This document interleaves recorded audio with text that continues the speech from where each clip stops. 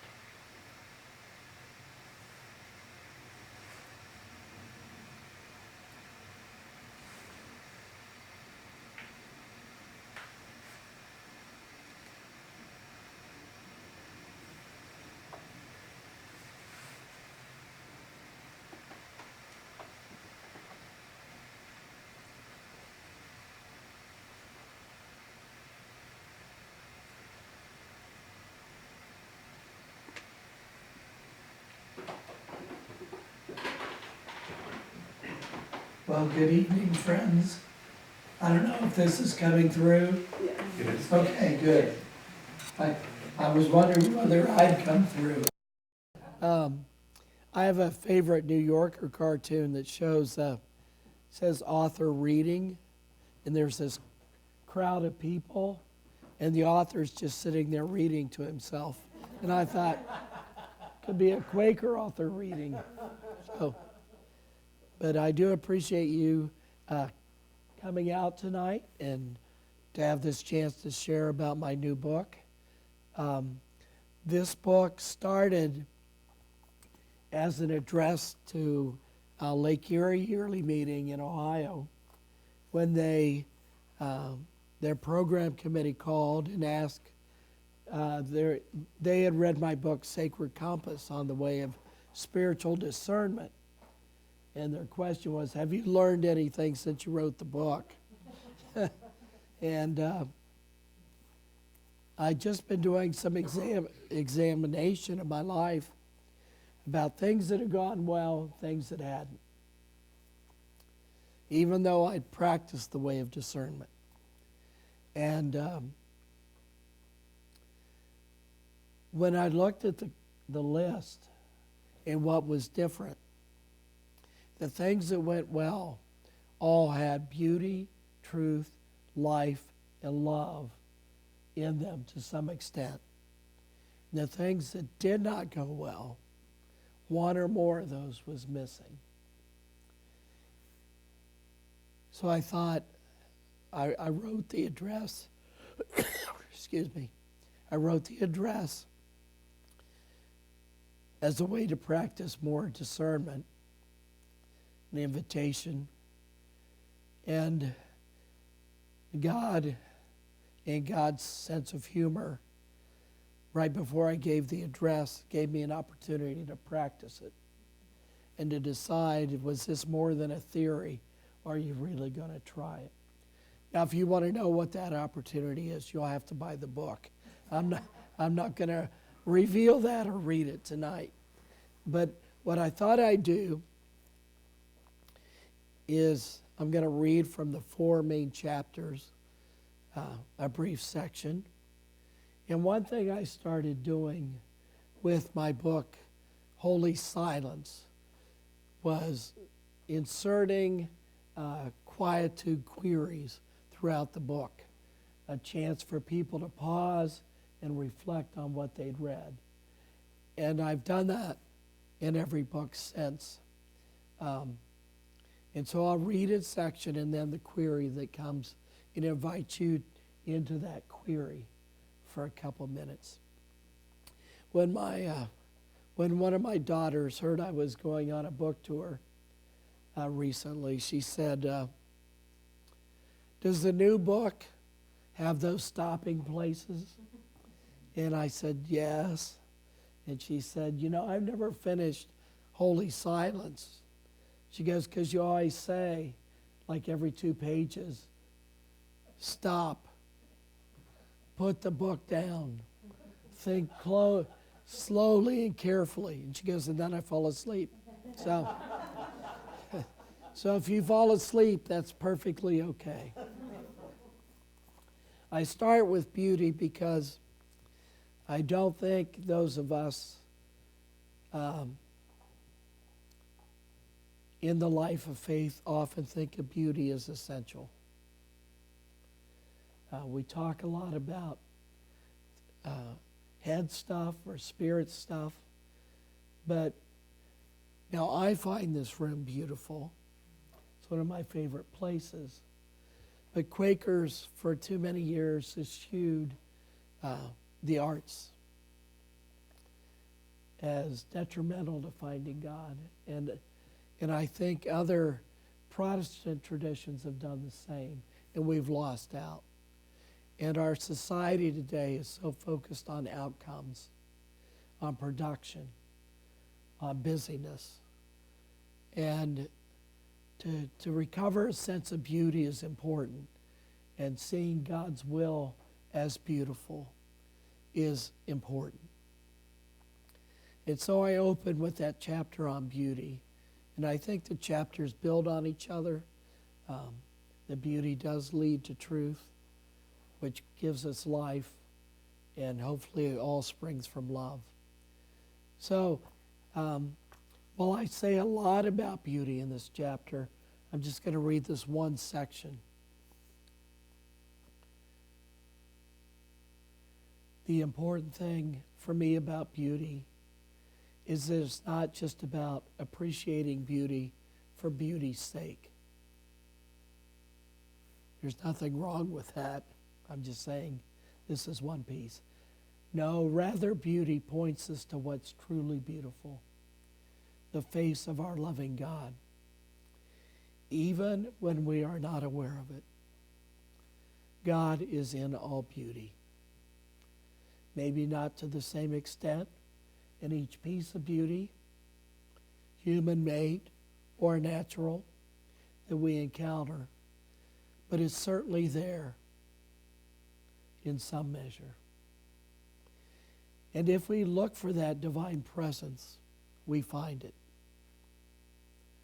As Jim Kroger's song, Why do we hunger for beauty, asks. Frost on the window, never the same. So many patterns fit in the frame, captured in motion, frozen in flame. And in the patterns, is there a name? And in the patterns, is there a name? Indeed there is, if we're looking for it, that is. Looking for that name is not hard to do if we remember that we were created for wonder. As children, we did need to be reminded of that. The whole world was filled with wonder. Everything around us was amazing. The magic of Christmas and surprise of birthday presents. The amazement of blue skies with fluffy, towering clouds forming rabbits, faces, and more. The astonishing first taste of cotton candy at the county fair. Wonders all around us to be experienced and enjoyed. Anne Lamott reminds us of that when she says, try walking around with a child who's going, wow, wow, look at that dirty dog. Look at that burned down house. Look at that red sky. The child points, and you look, and you see, and you start going, wow, look at that huge, crazy hedge. Look at that teeny little baby. Look at that scary, dark cloud. I think this is how we are supposed to be in the world, present and in awe. When's the last time you experienced wonder? A wonder that thrilled you to your very core. A wonder that comes from God and is recognized as such. Children are good at recognizing God. As the poet Hafiz reminds us, every child, every child has known God.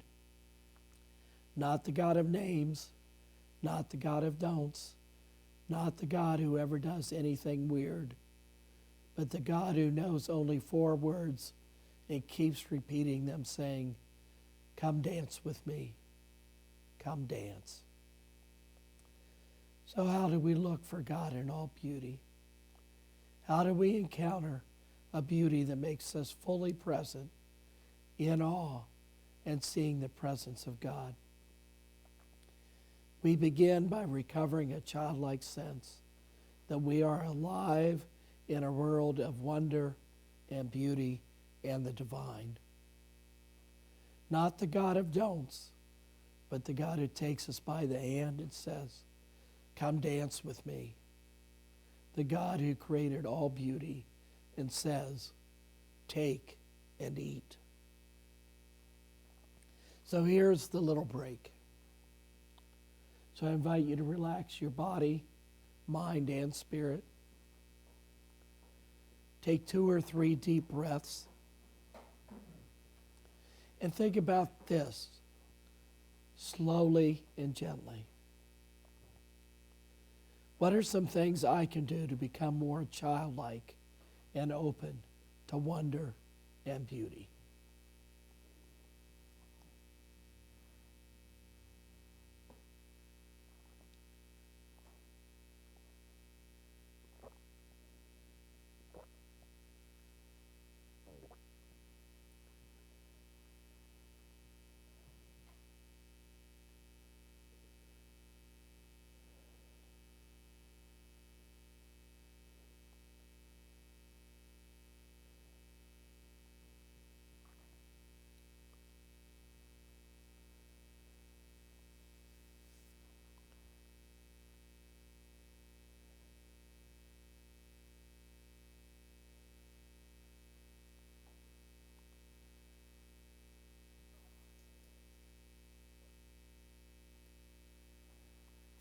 The next, excuse me, And the next section is on truth. And when I talk about truth in this context, I'm not talking about philosophical truth or teleological truth or theological truth. I'm talking about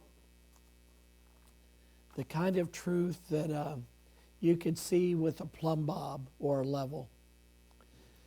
When something's true. My grandfather, Bill, was a man who didn't speak, unlike me, who talk all the time, which is probably why I lost my voice.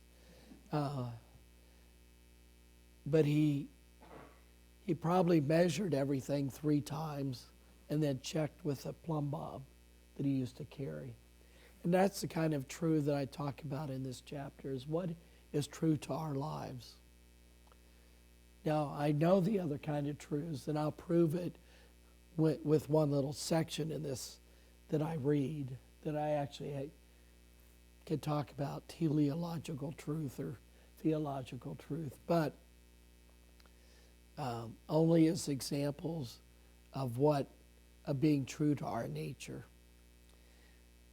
I also, as John mentioned, I'm a lifelong Quaker, but I grew up in the evangelical Friends tradition, or as my friend and mentor Canby Jones called it, the pasteurized Quakers. That was when he was in a good mood.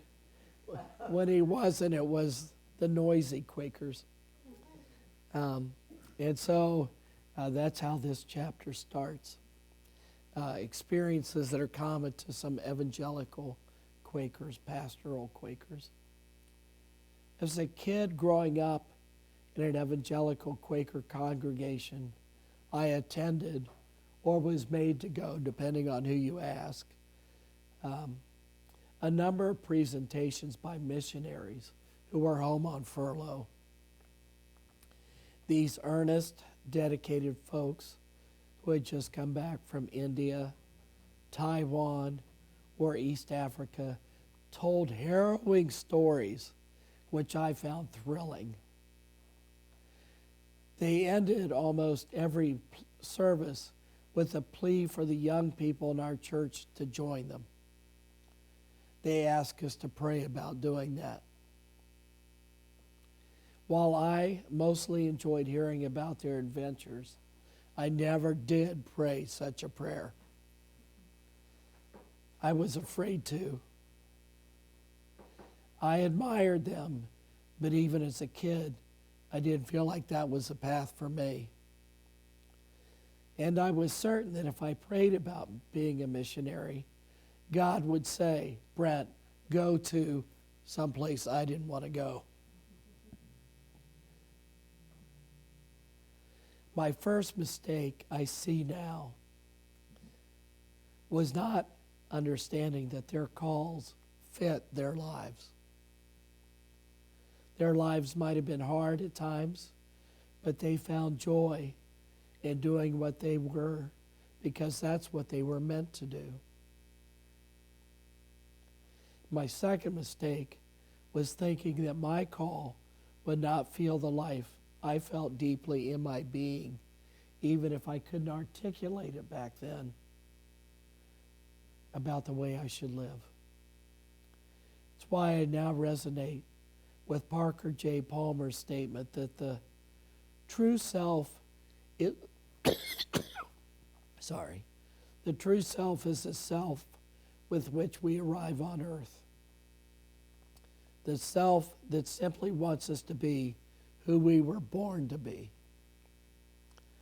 True self tells us who we are, where we are planted in the ecosystem of life, what right action looks like for us, and how we can grow more fully into our own potentials. God made me to be me. What a glorious thought. That's not to say God won't stretch and grow and change me as I move through life. That's happened throughout my life. Growth opportunities abound.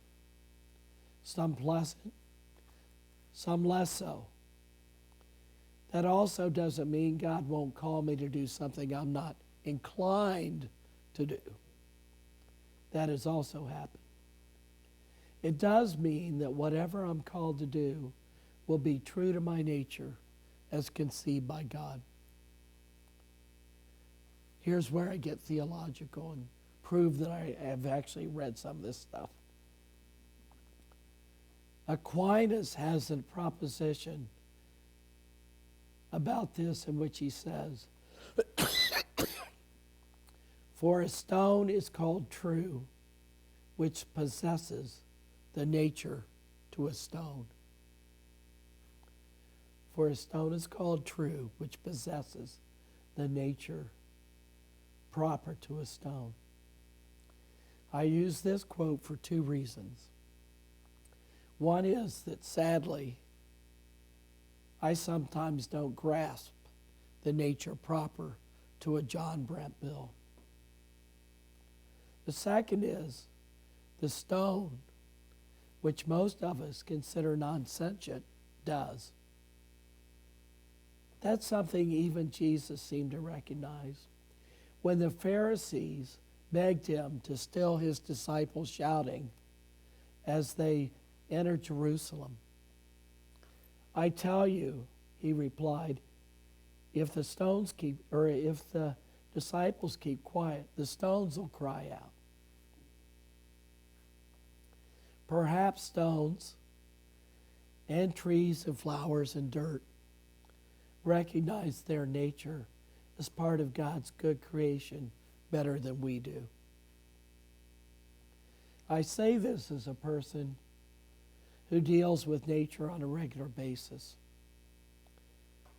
Throughout the woods on my farm, there are 5 different varieties of oak tree. Some have been planted from saplings a year old.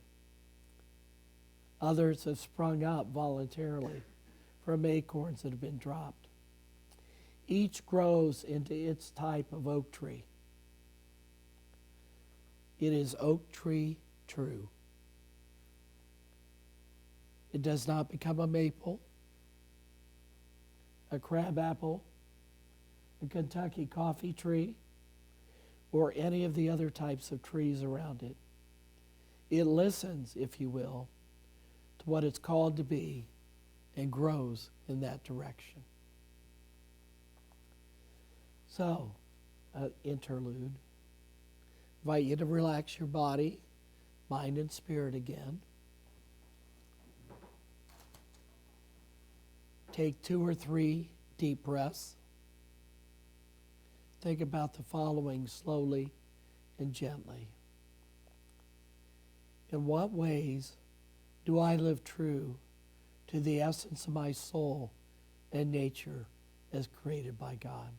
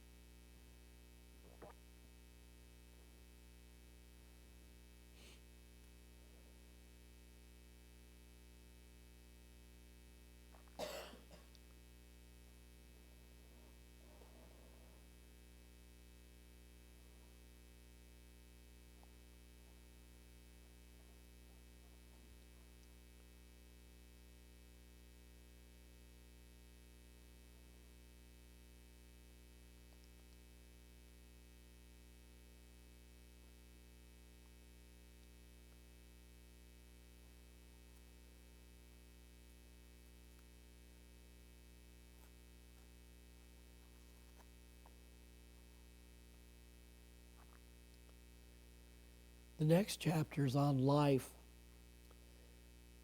And one reason I wanted to write about that as a person of faith, no matter how bad at it I am, is that, and I even have a section in here about this, is at times I get concerned that spiritual activity as put forth by our congregations isn't always life-giving, and particularly when nominating committee shows up. I see people who come home weary from committee meetings and having the life sucked out of them. And it doesn't seem to me that that's the abundant life that we're called to. Now, that doesn't mean, as I will say in the piece that I'm going to read, that that which is life-giving is necessarily easy. But still, a hard thing that we're called to do that fits our nature should end up giving us life. And when it doesn't, perhaps we should say no to that thing and trust that somebody else will be called to do that thing that needs to be done. Our little Quaker meeting a number of years ago laid down all our committees except ministry and council, the worship committee, oversight. In our State of Society report to the yearly meeting, we put that when it was announced that we were doing that, there was a gasp, followed by an immediate sigh of relief. And that friends now, when we have work to be done as a community of faith, we see who feels led to do that work. And if nobody's led to do it, then we don't do it. That it's not part of who we are even as a meeting, no matter how worthy it could be. And when the work's done, the committee's laid down. So that's why I want to talk about being life-giving, even if it's hard. And to set up this little piece, I used to teach at the Quaker graduate school, Earlham School of Religion in Richmond, Indiana. I taught the ministry of writing for a number of years. And I would invite guest speakers to come, other writers. And one time I invited a certain very well-known Quaker writer to come. And it was the fourth week of the class, and I had spent the first 4 weeks telling the students how difficult writing is if you really want to learn it. That you got to learn the craft. So about the first thing this friend of mine said was, writing is easy. Well, as John has said, I'm a bad Quaker. I wanted to smack him. I just did. The peace testimony went. So he and I talked later. And for him, writing is easy. So that's where this starts. For me, writing is almost as hard as a day splitting wood. The difference is, I really don't enjoy splitting wood. I don't find it particularly life-giving. It's a chore that needs to be done, though. I mean, I have 50 acres and lots of trees and a wood-burning fireplace. And my dad, unlike me, loved splitting wood and everything that went with it. He loved to get out the big chainsaws, hook up the splitter to the tractor, spend the day outdoors turning cut-up logs into firewood. I preferred to sit on the porch with an engaging book and watch him split wood. I didn't sit on the porch and watch him, of course, but that's what I wanted to do. It's not to say I hate splitting wood. It's just that after the first few satisfying splits, its initial invigorating enthusiasm has worn out. I know I'll enjoy that split wood when I see it stacked along the driveway or in my woodshed, ready for me to bring in for a fire that will warm our house and bodies and souls. But soon after I start splitting, I begin calculating how many more logs are still to be placed in the splitter, how many splits each log will take depending on its size, and how long it'll be before I'm able to take a nice warm shower and a nap. That's the difference between how my dad and I saw splitting wood. He found it invigorating. He enjoyed the roar of the chainsaw, stacking the wood just right so it would dry, and then building bonfires to burn up the small limbs he'd trimmed off the big logs. One of my favorite pictures of Dad is of him sitting on the ground as night falls. His white hair, I still resent him for all the hair he had. Till the day he died, he had a full head of white hair. His white hair shines in the light of the fire he'd started at the end of a long day, bright sparks flitting up into the night sky. It's a portrait of a man completely content after hard, good work. He was physically tired, but his soul was enriched and filled with life from how he'd spent that day.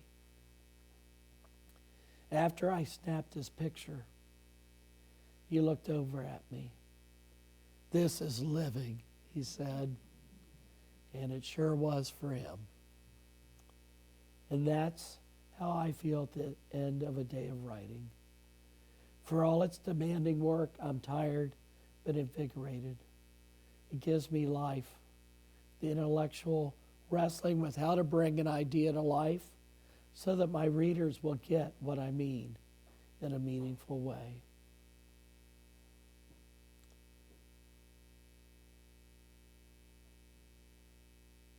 In the end, the hard work I've done will be life-giving. It will be my version of sitting by the bonfire as words and thoughts flit up into the sky, as did Dad's sparks. So again, I invite you to relax your body, mind, and spirit. Take 2 or 3 deep breaths and think about the following slowly and gently. What is something that is hard, but that still energizes me? Why or how does it add vitality to my life?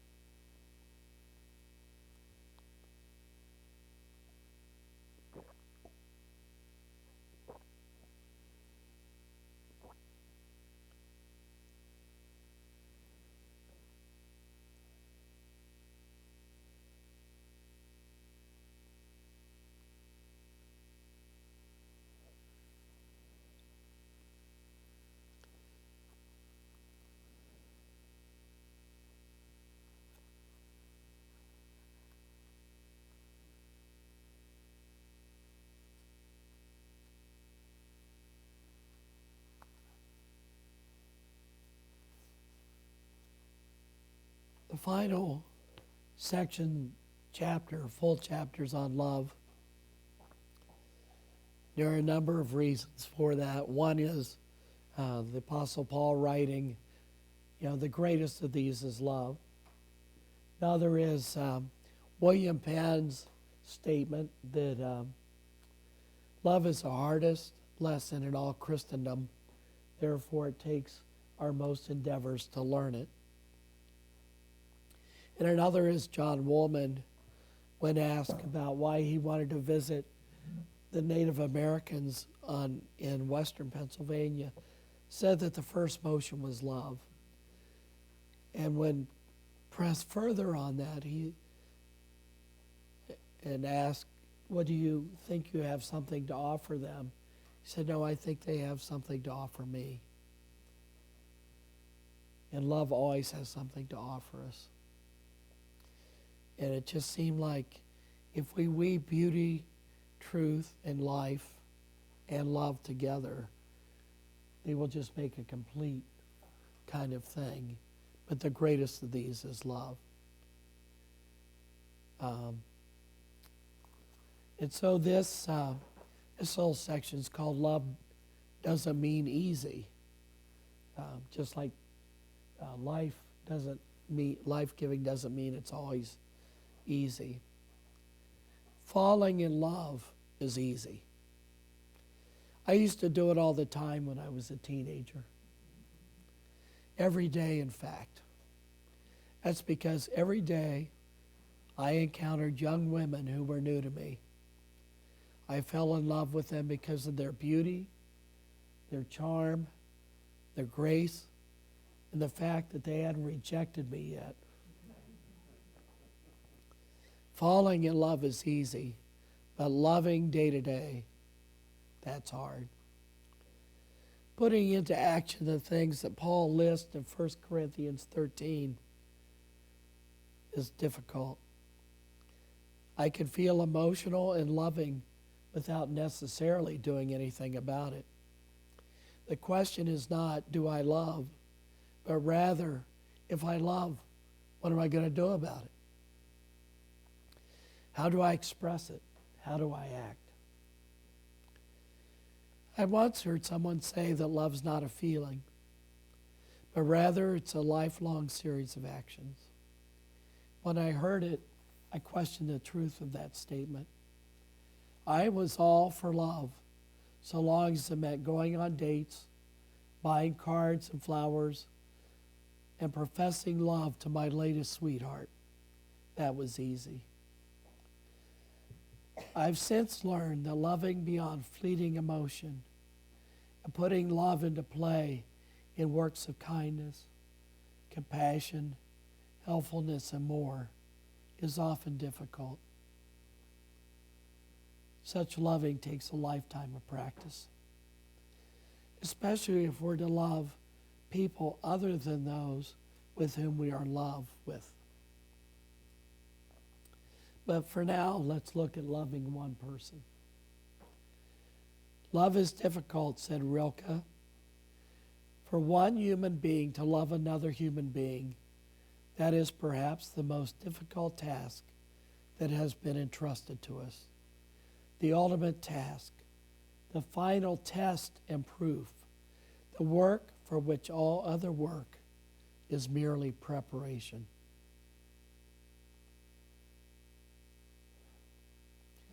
In my life, I think of that difficult task as it relates to the first person I loved, Joanne Shields Bill, my mother. Hers was the first face, after Dr. George Klaus's, that I saw entering this world. My love as an infant and toddler was based on what she did for me and how she cared for me. Later, it grew deeper and more reciprocal. Throughout our lives together, it was tested, especially when I was a teenager. And it grew. With every passing year, I learned to love her more deeply and show it better through my actions.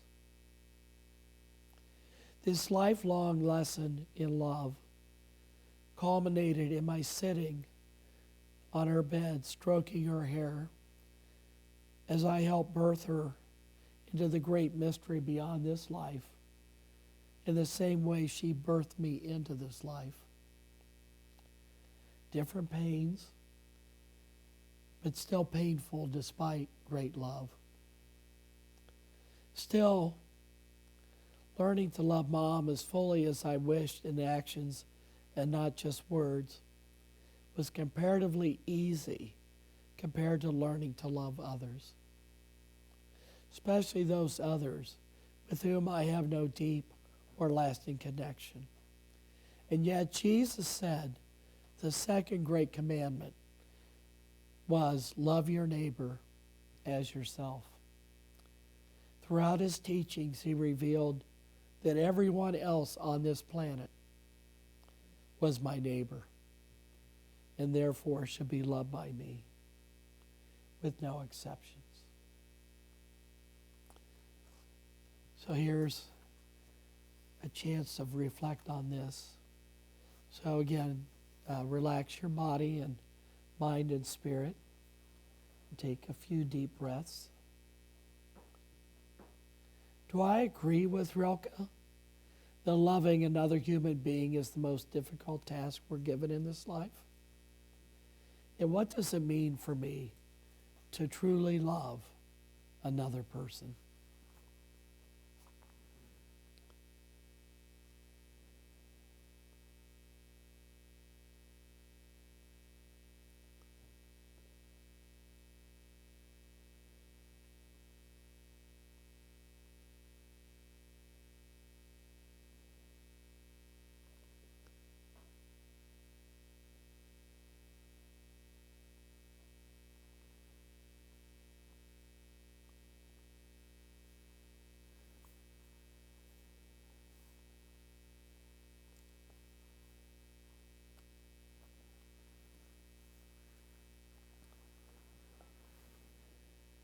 I hate to do this, but I need to take a short break.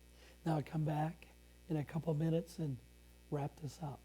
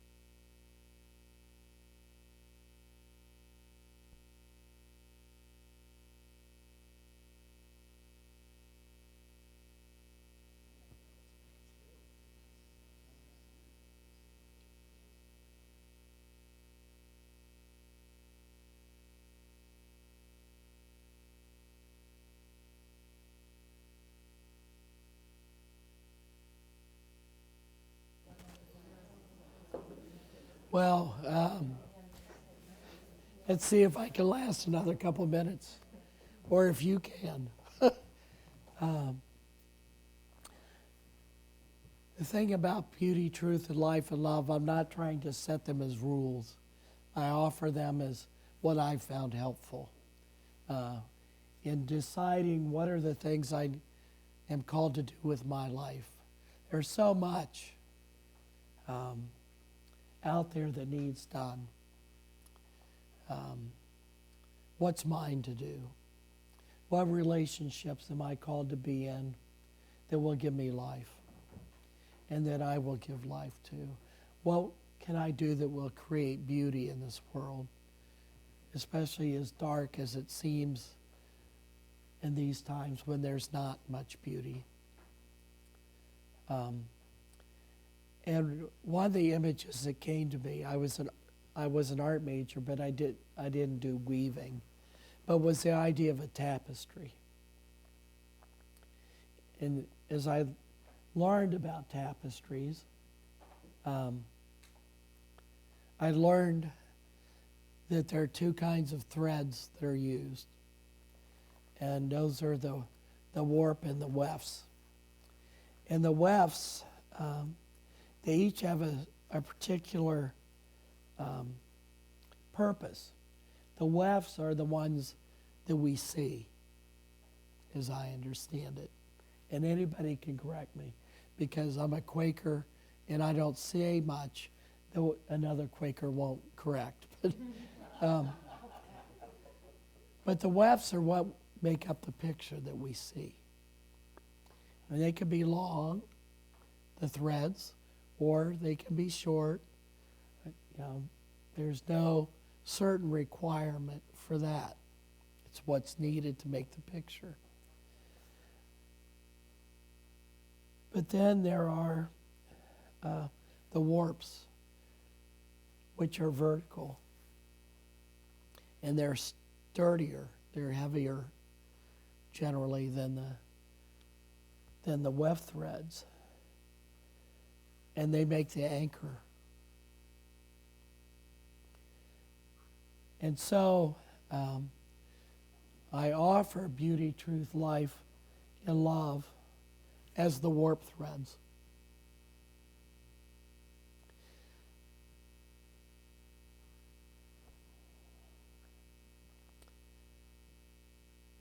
Another thing I learned through art history is that early tapestry makers always worked from the back. So they never saw the front. They worked from what was called a cartoon of the picture of what they were trying to make in a mirror. Excuse me. And as soon as when I learned that, I thought of, again, the Apostle Paul's writing, now we see in a mirror darkly, or glass darkly, and that meaning a mirror is a good translation. So, here's how the book ends. We weave the tapestry of our lives, never seeing the entire finished product in our time here on earth. At best, we work from a cartoon looking in a mirror, seeing a reflection. We set the warp of beauty, truth, life, and love. We weave the weft in part. The design we're working on, the design we're working from will produce, with divine assistance, a beautiful picture of a life well lived. Full, rich, pleasing, abundant. Thank you for letting me read. As bad as my voice is, I hope it wasn't too unpleasant. But I'd be happy to entertain any questions or comments, or since this is a group of Quakers, rebuttals.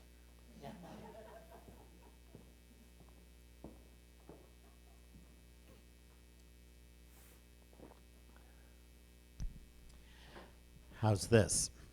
Oh, hello. Amplification.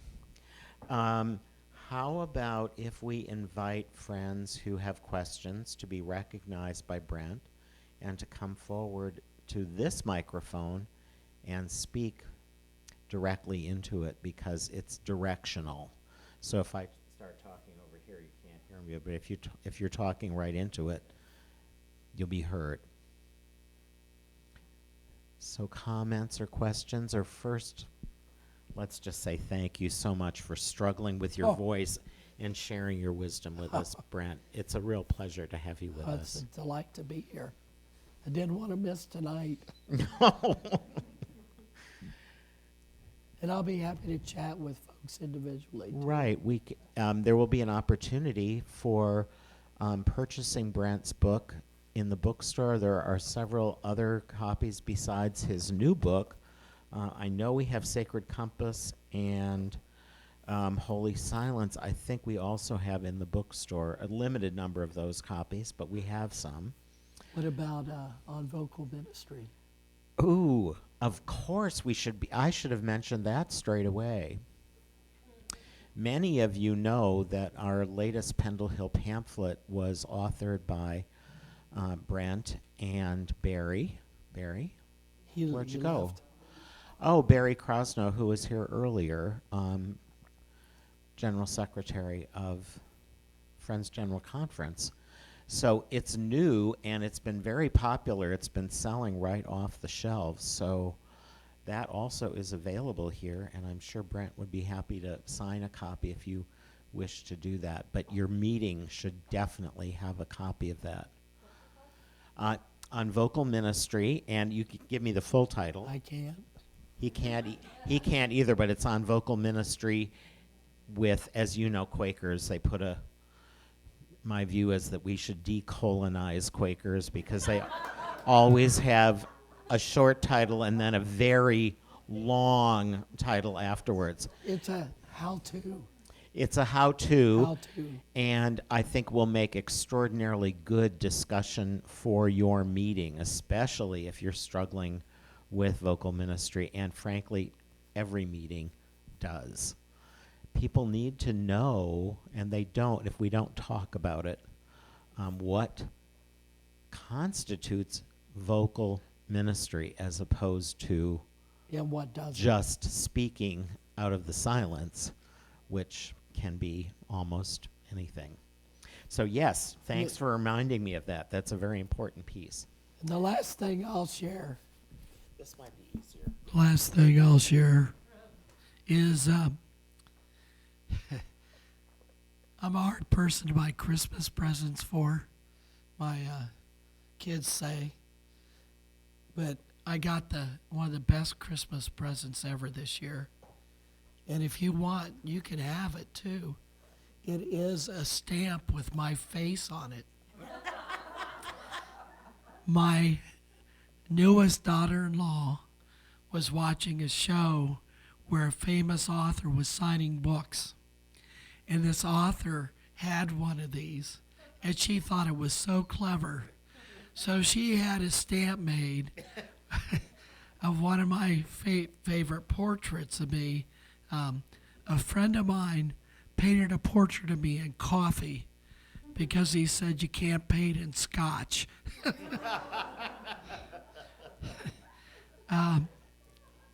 But it's so she had it made into a stamp. So I have this stamp I can stamp in your book if you want to scare away mice or whatever. You want to come on up?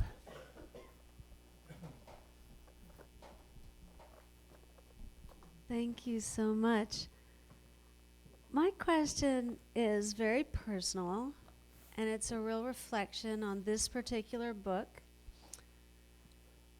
I work and I live and I relate to a lot of people that are struggling with guilt and shame and frustration and eco-anxiety. I'm not talking about me. But I mean, we all struggle with feelings of having done so little or not done it right, or there's so many ways that we sit in silence, just putting all those voices away so that we can hear beauty, truth, light, and love. My question for you is, do you have a bridge? Do you have a technique or a bridge or a gift that helps bring people from that place of, I just feel so badly. I need to keep feeling badly because I haven't been a good Quaker, or I haven't fixed the Indian problem, or I haven't, whatever it is we haven't done yet. And we're still going to war, and we're still addicted to oil. And I just long for just the simple ways of catapulting ourselves back into the ability to meditate on beauty because we don't feel like we deserve it. Yeah, that is a really good question. I mean, and I don't know that I have a nice short answer.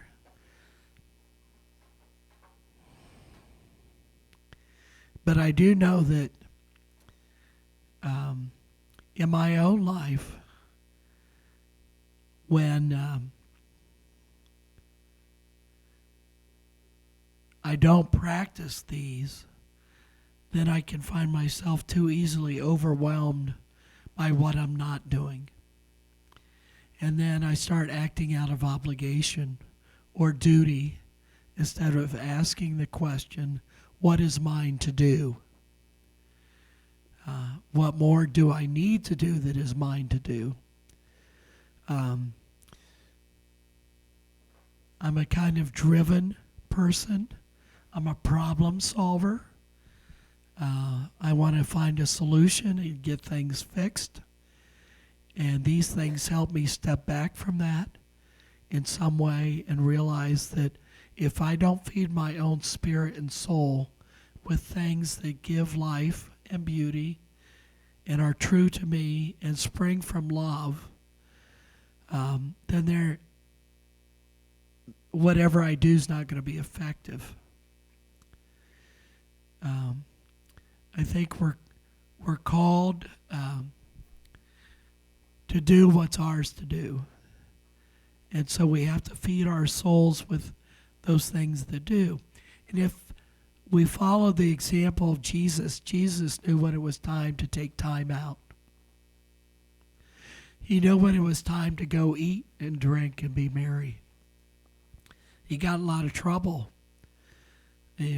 from the good religious people about that. I mean, he could have gone, what am I going to do about Roman Empire? What am I going to, He knew who he was, what he was here for, and I think one of the examples he set was to follow that and stay true to that. And for me, these things help me do that, to take a time for a daily round of beauty. Now, one of the things I didn't say earlier about beauty is, of course, beauty is in the eye of the beholder. I have a son-in-law who is an accountant for a major corporation. And I don't think he really understands how he's creating beauty. Except for him, numbers and bringing order are a beautiful experience for him, but he doesn't think of it that way. And so much of our life, I think, with thinking of beauty is how are we creative in bringing positive? Somebody asked me earlier, so are you working on another book? Yeah, it's a bad habit I have. And so my next book that I'm working on is called Hope and Witness in Difficult Times. And part of that is, how do we find balance? And how can we say what we are for and not always what we're against? And how can we act for? And again, what is ours to do? Not what needs to be done, but what is mine to do. Or since we all belong to communal faith groups, what's our faith group called to do? Because there's so much that we could do, but what's ours to do?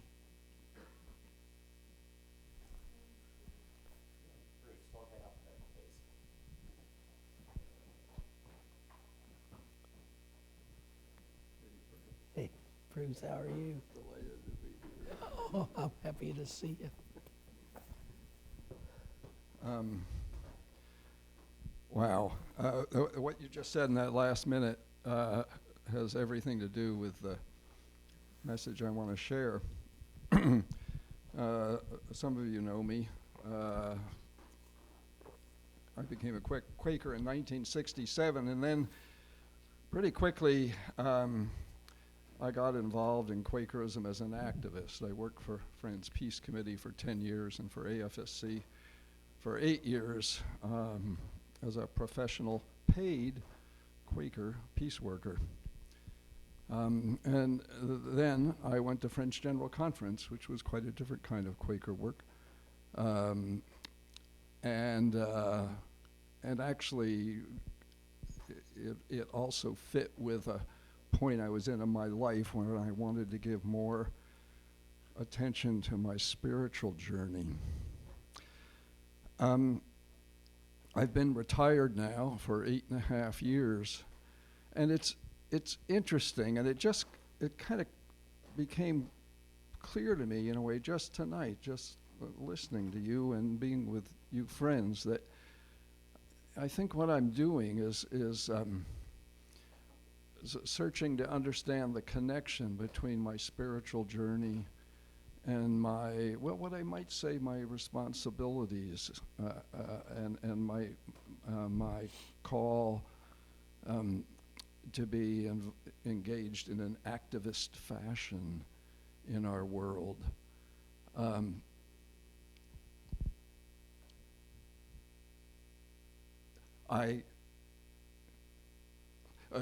Beauty and love have long been those have been paths to the spirit for me, and I've written about that some in my first Pendle Hill pamphlet.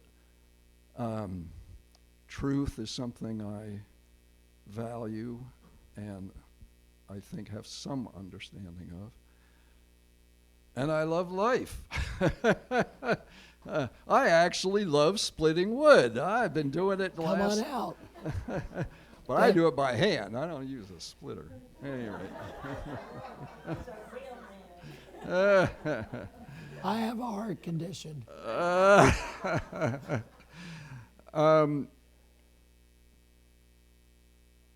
So I'll say two more things. One is that at some point in my evolution, I came to understand that my activism actually was grounded in my spiritual life or in my spiritual journey, and it helped. It definitely made a difference with how I did my peace work. I had enormous respect for a lot of people who did bigger, braver, bolder things than I did, and didn't identify themselves as doing it in the spirit. But I also understood that for me, that's where I was grounded, and it helped me survive in ways that I never burned out. I mean, I didn't, and a lot of people did. I also want to say that I've come to feel, I mean, I'm retired. I should be just immersing myself in beauty, listening to music, going for walks, and I do quite a bit of that. But I feel I really have a responsibility, and that comes out of love. It comes out of love for the earth, for the people, for, some of you know I've been quite involved with right sharing of world resources. I've been really involved in helping start Quaker voluntary service, and I do it because I love these people, and I feel, it's another reason love is hard, because just saying you love somebody, that's easy. That's kind of what Fox said, right? Well, you can say anything you want, what you believe, but what are you doing? And at times I feel that I, as frankly a very privileged white male person, could just love experiencing beauty and listening to music and doing all those things I love doing. But I don't think that's the whole spiritual life. I think just as my activism has depended or grown out of a spiritual place, that if I weren't engaged in the world, and the world is full of violence and terrible things. I have read about it. I've been to Auschwitz. I've been to Hiroshima. It just is. And as Quakers, and most of us are pretty privileged, it's too easy to feel like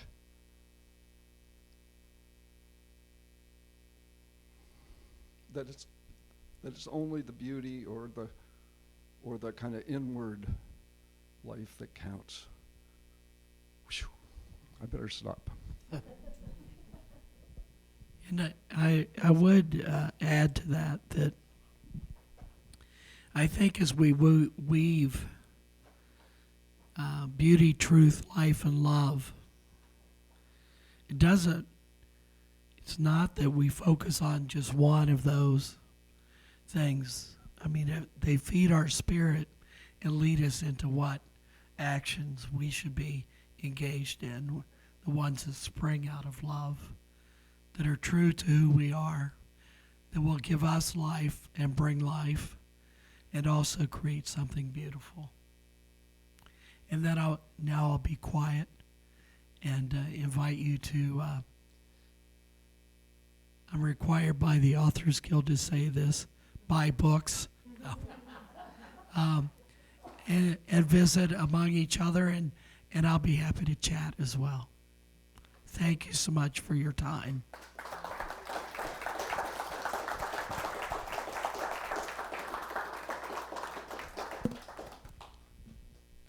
Thank you, Fran.